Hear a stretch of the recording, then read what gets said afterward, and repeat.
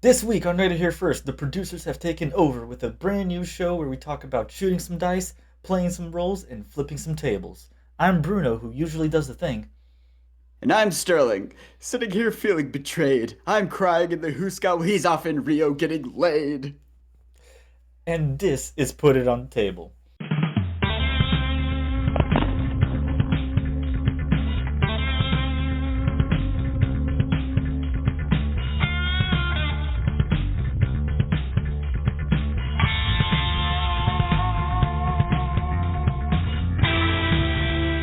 What's up, everybody? This is Bruno, and this is Put It on the Table.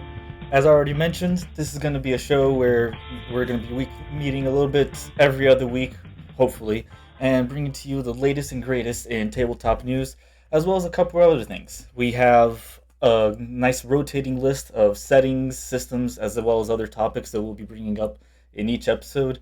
Sterling, what else do we got? We will also have a special homebrew corner where you and I will just showcase some of the stuff that we've made while both playing and DMing. Absolutely. I can't wait to get a little bit into Brokeneck the Glassbisser when we get into those. But first, God. let's get into a little bit about ourselves and how the show kind of came to be.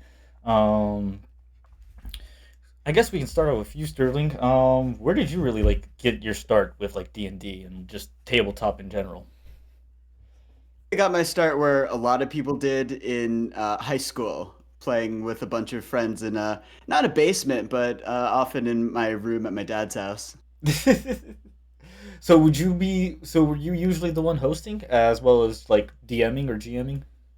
Oh yeah, no, I once had I think my very first game that I started with was a bunch of my friends. I think 6 or 7 of my friends came over to my house. I supplied like all a bunch of snacks, and we played Paranoia. A My first RPG was Paranoia, a defunct RPG setting from like the 80s. I had to Wowzers. I had to I had to download the file off of Scribed, if anybody knows what that is.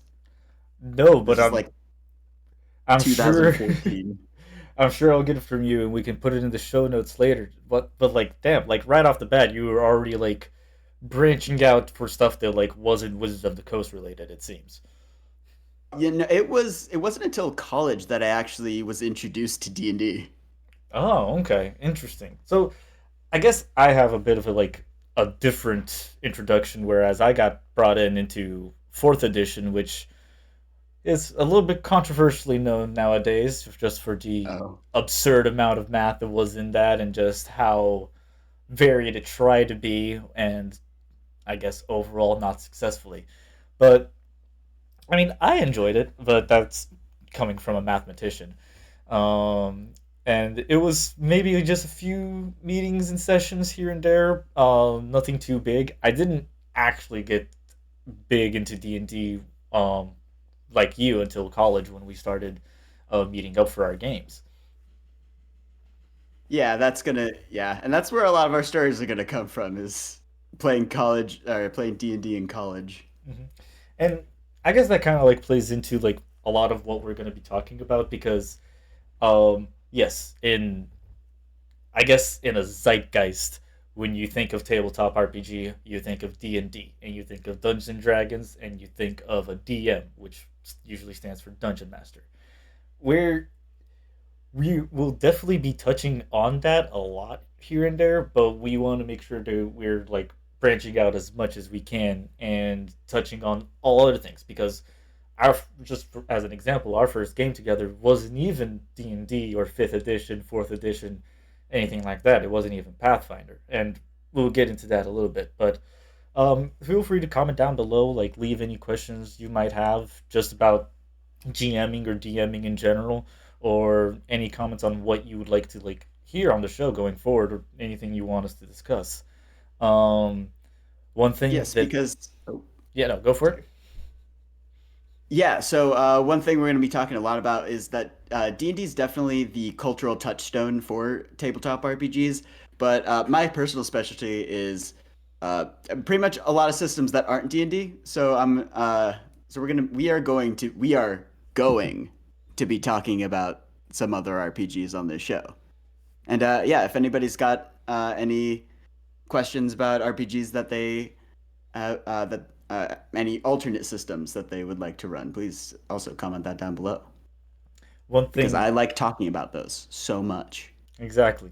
One thing that I'm already gonna have to start working on myself and just like making sure that I get nailed down to a T is to make sure that I don't use the term DM because that because Dungeon Master is like very specific to Dungeons and Dragons, and I Yeah, they got that trademark. yeah I will be I will be safe. I will be fair to admit that I personally am very enveloped in D&D, and I'll probably be the anchor pulling us back to 5e every now and then if we start straying too far from it.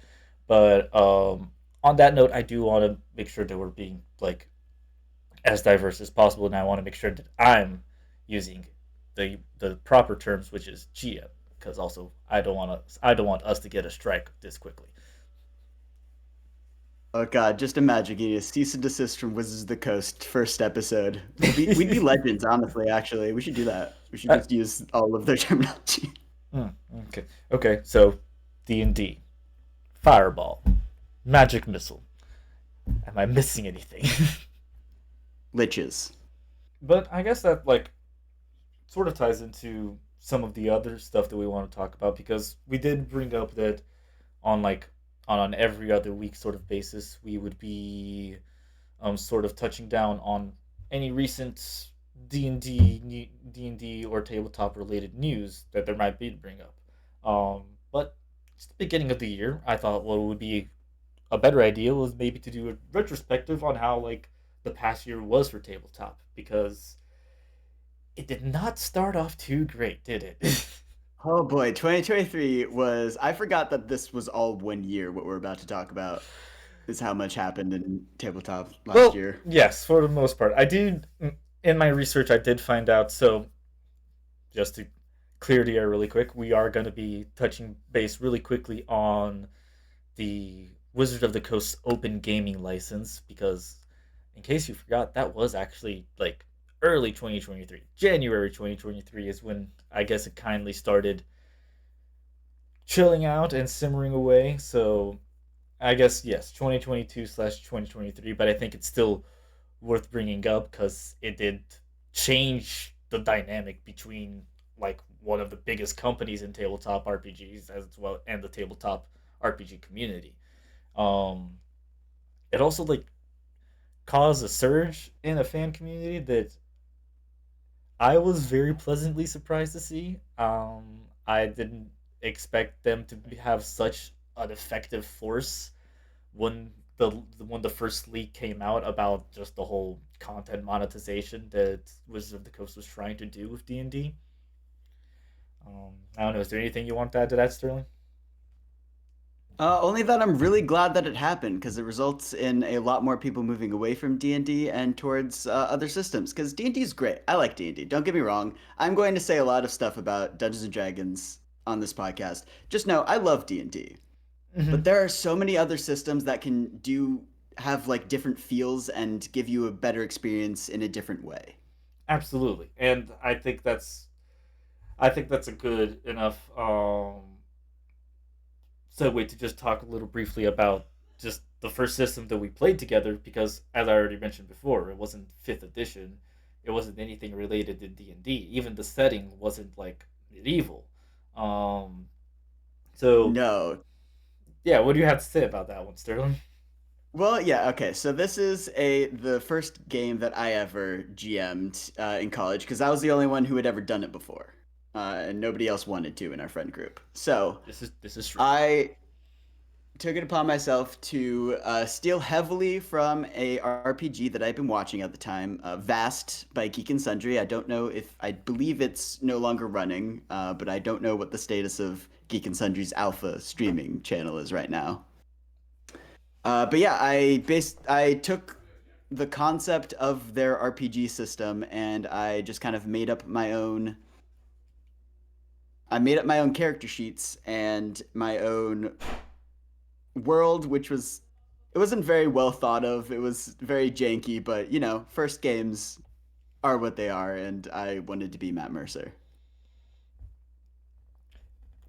As as janky as it may have been, and wanting to be Matt Mercer. Well, we're gonna get back to Yeah, that one in a we'll get second. back around to that one. But Listen, we are here to make sure that you don't make the mistakes that we made. exactly, exactly. Because that's another thing that we want to make sure that we're getting across here. We want to give you good ideas at an experience of being a GM, not necessarily how to be a GM, because there are so many different routes that you can take to like be a good game master or dungeon master or what have you. Also, I did a quick check for you. Geek and Sundry is still active. As of 3 months ago, they actually did a gameplay review on Spider-Man 2. Shit, yeah, I didn't even know Geek and Sundry was still. They like most of their major like personalities have really broken off and done their own thing at That's this the point. thing. I do think it is like it's a bit of a sidebar here, audience, but I do think they are like very different from what they originally are, from what they originally were.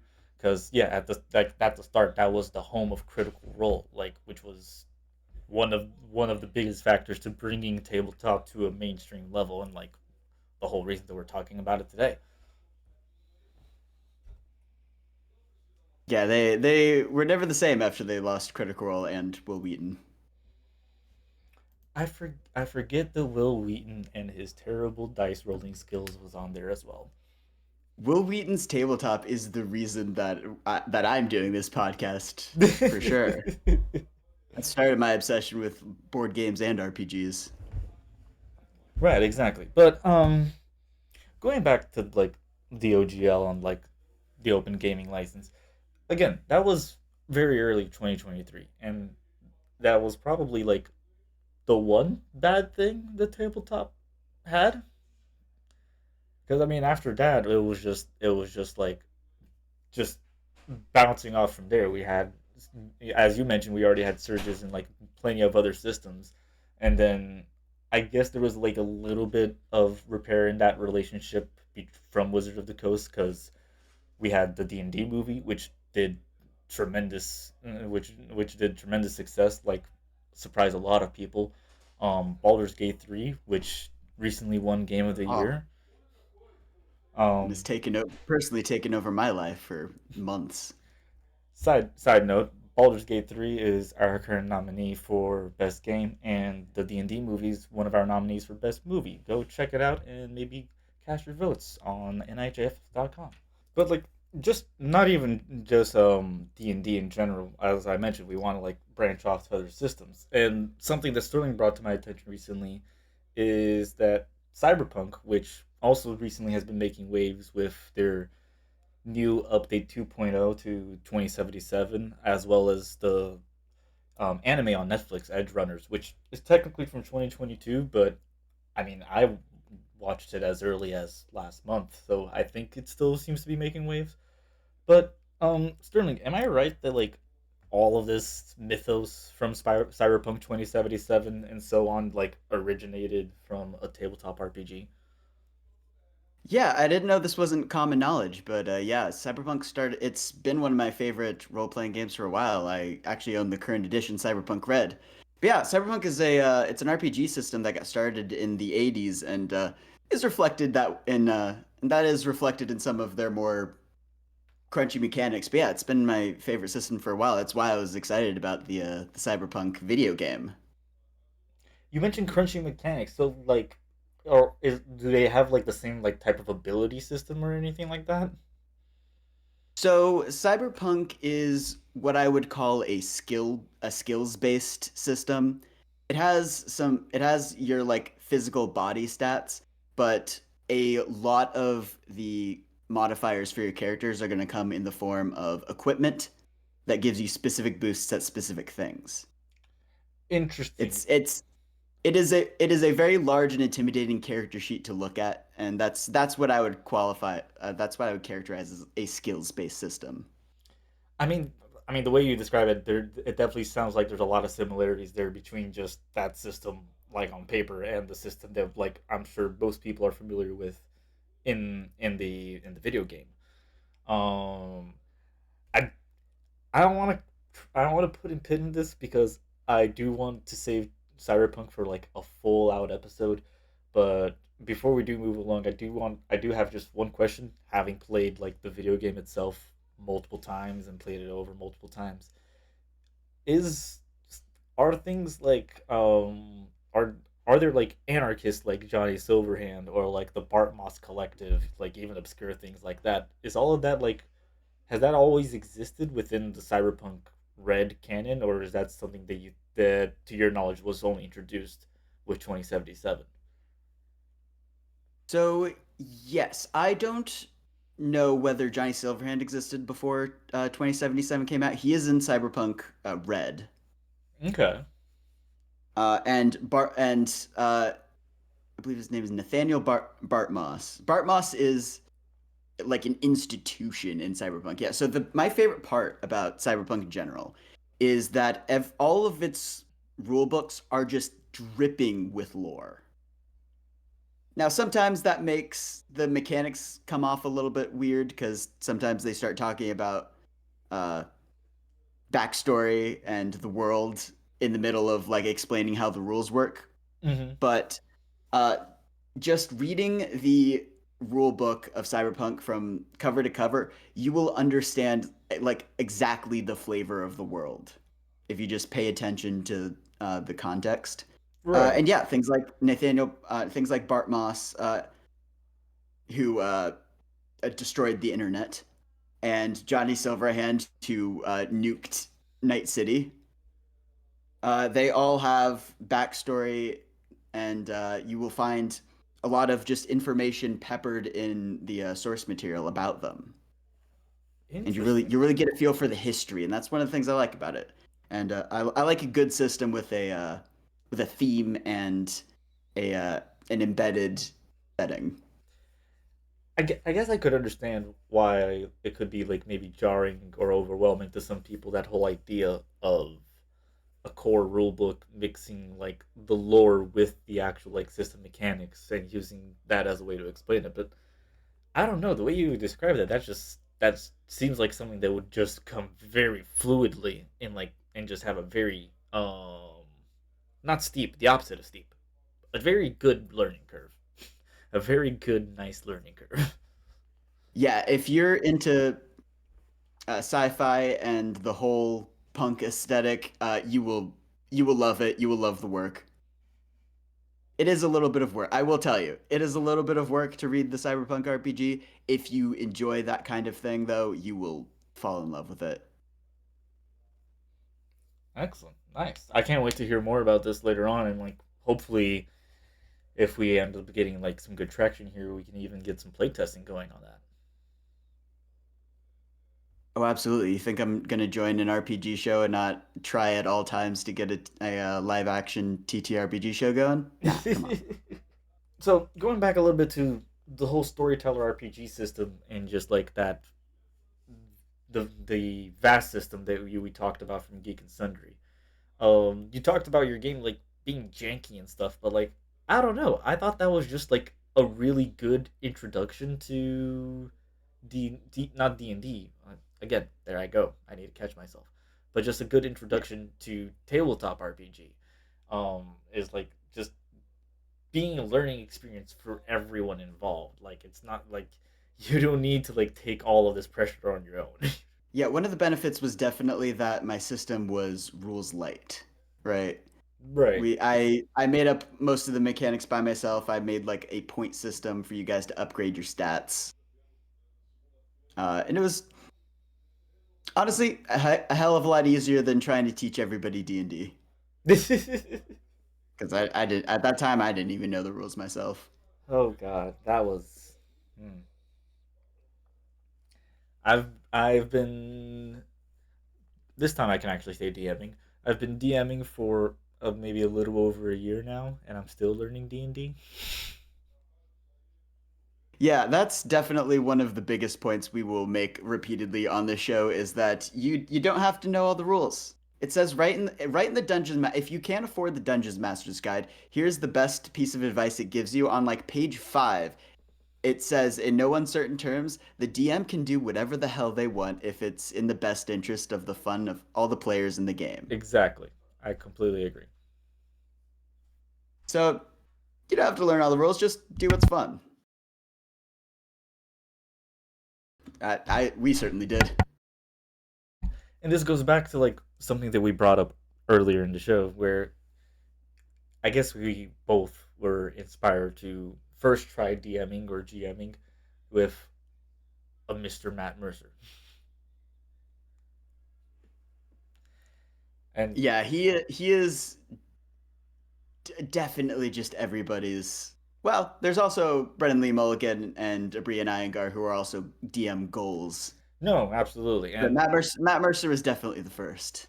so in addition to those, I do also want to like bring up for a brief little bit just maybe an underdog DM and Griffin McElroy. Did I get that right that time? The Adventure Zone. I want to talk about the Adventure Zone. Listen, hate is also interaction, Bruno. But no, like that's the thing. Like if you're new to GMing in general and you want to like listen to a show and watch a show to get a feel of like what it's like, definitely like I 100% recommend Critical Role and Dimension 20 and High Rollers because those are all like professional DMs and they know exactly what they're doing. What I'm also saying is don't try to be like them because like I am guilty as charged that when I first started DMing, I like had a little notebook and I took notes of like all of these little quirks that Matt Mercer had, and I was like, I want to do this. I want to like describe the setting down to a T and have like little details when it comes to describing the fucking architecture that will that will be like foreshadowing to some plot detail like 30 sessions down the line. And that was stupid, and I was driving myself insane. I had a wall of crazy when I should have been making you guys create wall of crazies. Yeah, that's a big thing. Is you wanna know your own scale. You gotta. We can't. Matt Mercer gets paid to do what he does. We can't all be him and create vast worlds, but we can have fun because that's what it is all about. And that's what brings me to also also like mentioning the Adventure Zone as a recommendation, especially if you start right from episode 1, like the very first episode, because that was a learning experience for all of them, like Griffin Oh man, included. He like there were sessions and like we saw like we all experienced this. Anyone who was listening, there would be times where he would like have a little bit of a slip up and stuff like that, but that would be okay. It would still be great, and it would still lead to like some very good like improv comedic bits that I think. and the one of the best parts about that campaign is it just starts in one of the basic ass D&D settings. It's the Mines of Fandelver. They do the first mission in that, and then it all goes off the rails from there. Exactly. Yeah. And that's perfect. You know, I my first game, the Storyteller RPG we were talking about, I tried to make this entire world, and it just kind of felt like empty because I was making something huge, and I couldn't focus on any of it. Exactly. Which like brings me to another thing that I learned. I was trying to just make the main focus of my campaign, and like my campaign is also it's like I'll touch on it because it's like D&D related. It takes place in the setting of Eberron, and I tried to make the I tried to make my campaign focus as much on the history of Eberron as possible and it turned out that I was looking at it the wrong way. Because what you really want to focus on is the characters because that's what makes up the world. And like that was another thing that I like learned about. And I mean, if you're like new to DMing but you've played a few games before, that's something that you could use to your strengths because you've played characters before. Why not just use that and just like play multiple characters? And I really feel like your players inform the most about what you need to construct in your world. Because Exactly. what they find interesting is what they're going to explore. So just definitely take a survey of your entire group if this is something you want to do. If you want to build a world or base your game in a world, take a survey, just see like what everybody's backstories churn up, see what they are interested in exploring about your world, Hmm. because if they're not going to explore, why create this amazing pantheon of gods who all have these like nuanced symbologies if they're not if nobody's playing a cleric or a paladin? Why Exactly. bother?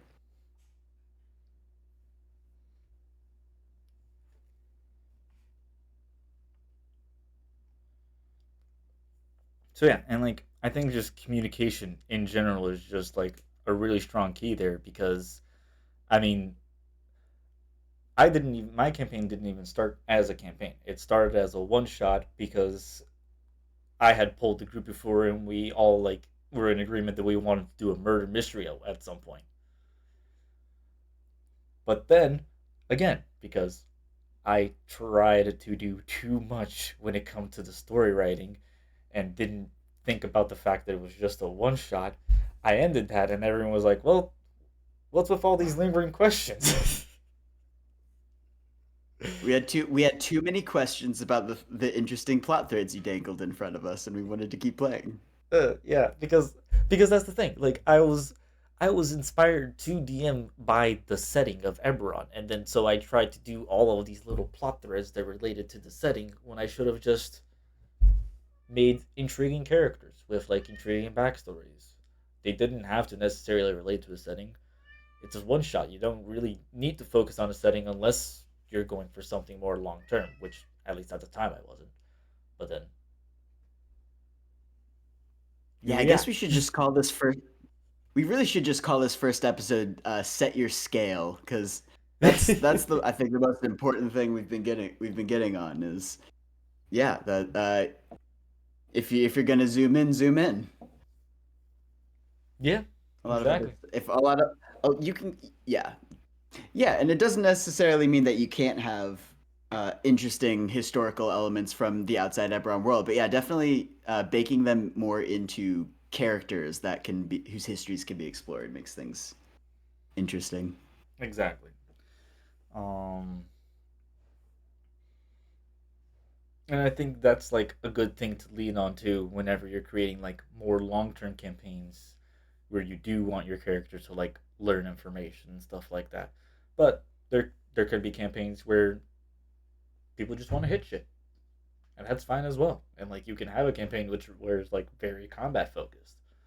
Um, Maybe this is a bit of a controversial take. I kind of enjoy combat building. I understand that some people don't. I understand that it can be a little bit overwhelming at times, but I don't know. Is there anything you want to touch on about that when it comes to like combat specifically? Just that combat in D&D is probably the thing that turns me off the most about DMing it. Mm-hmm. Okay. Combat, it's very difficult to set up correctly. It's a very big numbers game. I I couldn't agree more. But then going back to just like Adventure Zone and the janky nature of your storyteller game and just all of that, I think maybe we're in the minority here, but I do think that's something very good to lean on.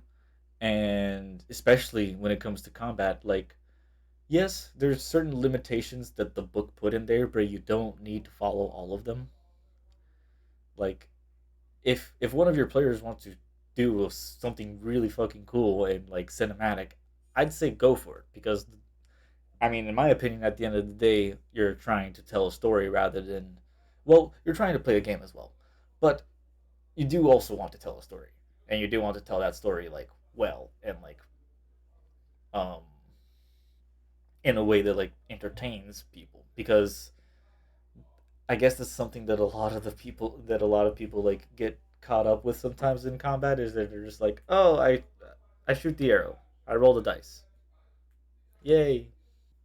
But then like when we look at like your storyteller game, that gave us that sort of gave us the inkling and the opportunity to improvise because we didn't have like a set number of moves or a set list of moves that we had to like adhere to. We could just be like,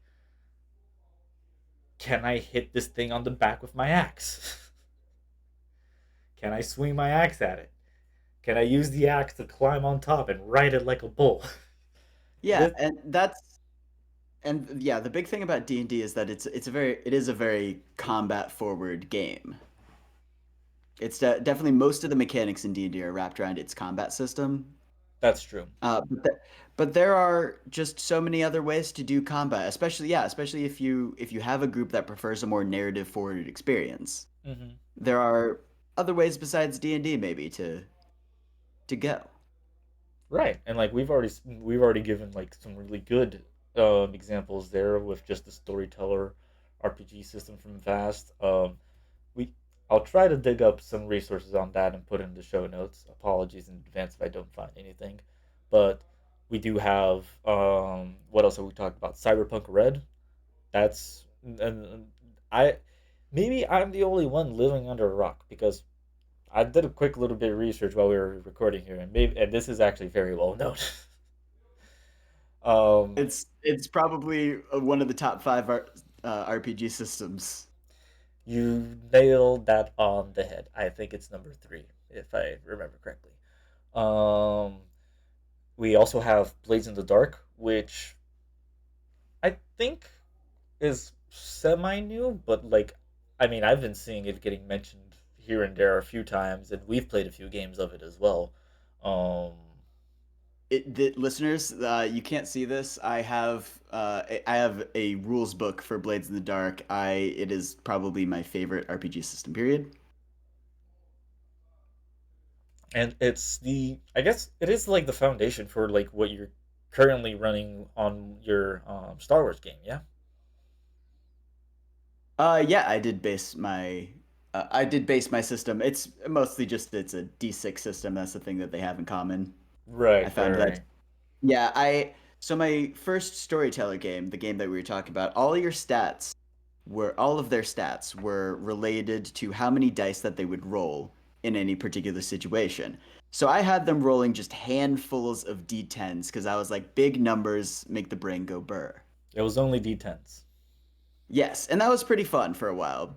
But we got sick of sharing like a giant pool of 30 D10s for the frankly absurd amount of dice that people ended up rolling by the end of that campaign. People ended up rolling upwards of more than 10 dice, I'm sure, for some rolls. It did get to a point where we just found either found or Jack friend of the channel on the other shows made us a bot where we just put in a number and it would roll that amount of D10s for us and say you got this many successes. Yeah, at that point it was necessary. Yeah. But yeah, so then for my newer Star Wars related game, because I got sick of building my own world, so I just decided to set it in a world that I knew better. But yeah, for my Star Wars game, I based it off of Blades in the Dark, which has a much more moderate D6 system where the most dice you're really gonna roll is like 5 dice, and that's probably a bad idea. Yeah, like I was very new to this whole D6 system when you first pulled me into this game, and I was just like loading up all of these stats. Like, okay, the more dots I have here, the more dice that I'm rolling, and the more chances that I have of success. Yes, however, you got to keep in mind in that system, if you roll two ones in any moment, it doesn't matter what else you roll. That's a crit fail. That's Exactly, where the risk comes in. and that's the thing. That was like Star Wars, like because we haven't really touched on settings really. You don't really need to be like a master storyteller and just create your own world out of like poof. You can pull out like out of any canon or like lore that you already know and just like go off of that if you want. Oh Like yeah, I don't know a single person who doesn't steal from the media that they've watched to make an interesting system with a little bit more flavor. exactly. Like I never once was thinking about the fact that I was gonna be DMing a game. But then I picked up a book on Eberron and I read that thing page to page, like cover to cover, and I was like, I want to DM a game now, and I want to set it in this world. Star So Wars game was based on a book series that I just got really hyper fixated on when I was a teenager. I remember because one of our friends on in that group when we were first doing like the briefing for the campaign, um, he was like, "Oh, you guys should read all of these books," and you immediately went, "No, you shouldn't." That's when I made him an NPC because I realized that he knew exactly the books that I was talking about. hmm hmm hmm And my wording to you from this, listeners, is change more about what you're doing. If you're going to use a setting like that, change a little bit more. I Because I'm agree. working with the plot of that book. I probably should have had the plot of that book happening in the background, but they are directly involved in it. Mhm. I I have like some minor plot threads in my campaign, just as an example, that's like pulled from the Eberron mechanics book, which is something that you guys should read regardless if you guys are gonna be playing a game in Eberron. And so that was stupid of me because that's a plot thread that I'm like, I don't want them to find this. But like you open the book and it's like one of those things that's just like in very big letters. This has been Put It on the Table. Thank you for joining us on this first episode. We were a little bit all over the place as we just wanted to tell some nice stories on like just the foundation of our tabletop careers, if I dare call them that. Um, Again, we'll be meeting here every other week. Sterling, what do you think we'll be looking at on the next fortnight? So in approximately 2 weeks, we're going to be talking about one of my personal favorite systems, Blades in the Dark, which I think is going to be really good for anybody who wants to get into RPGs, especially since, spoiler alert, it's a lot less complex than Dungeons and Dragons. Great. Don't forget to like, share, and subscribe, everybody. Thank you for listening. If you have any questions or comments on anything you'd like to hear going forward on the show, please leave them down below. I'm sure we'll have that little comment section open. Um, this this was Bruno, and that was Sterling. We are here with Nerdy Here First. You can catch up with all our latest updates on YouTube as well as at NIHF.com, and you can find us on most social medias at Nerdy Here First. Thank you, and I'll see you later. Bye bye.